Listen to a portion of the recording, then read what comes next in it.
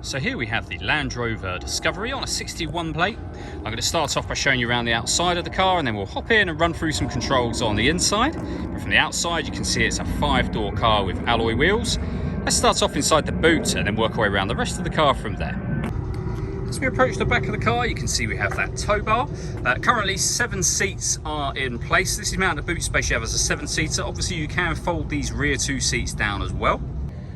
Okay, so we're just going to work our way back round to the front of the car, and then we'll hop in and run through some controls on the inside. But now that we've done a full circle of it, you can see it's in excellent condition the whole way round. Just briefly before we climb in, I think it's well worth seeing the interior from this exterior point of view. There's plenty to run through on the dashboard, so let's hop in and we'll do that now. Okay, now that we're inside the car, we're going to start with the dials. On the left-hand side, we have the rev counter, and on the right-hand side, the speedometer. In the middle, you can see the total miles of the car, which are 129,470. Beneath which, we've got a digital readout for the speedometer, and it will also show you what gear this car is in. It's in automatic, and we're in park at the moment. We back out to the steering wheel. On the left-hand side, we have cruise control, and over on the right-hand side, stereo and phone controls for the car. Just behind the steering wheel, the minus and plus paddle will enable you to change gear manually with this automatic gearbox. And then over in the center, we have the touchscreen for the cars. This is where, amongst other things, you can pay your phone, of course. You can go back here, pay your phone from the bottom. In the middle, you'll be able to access the satellite navigation for the car, which is a nice clear color display, as you can see. And at the top, we have our audio menu. So on here, we've got the radio. As you can see, we have DAB radio available to us. You can listen to your own music as well.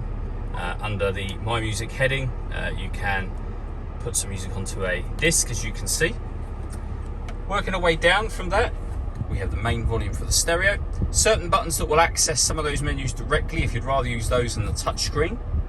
And further stereo controls as well.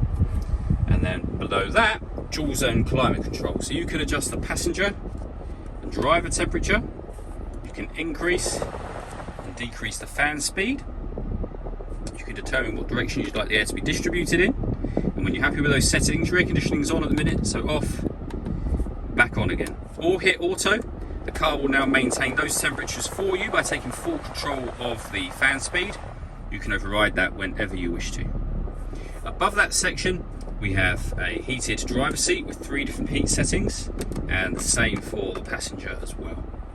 And then underneath that, we can adjust the various different driving modes for the car. So grass, gravel and snow, mud, sand, and then rocks, and all the way back to the beginning again, which turns these special programs off completely.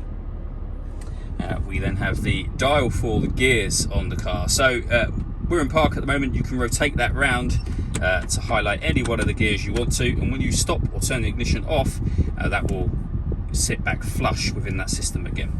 And we have the electronic handbrake for the car as well.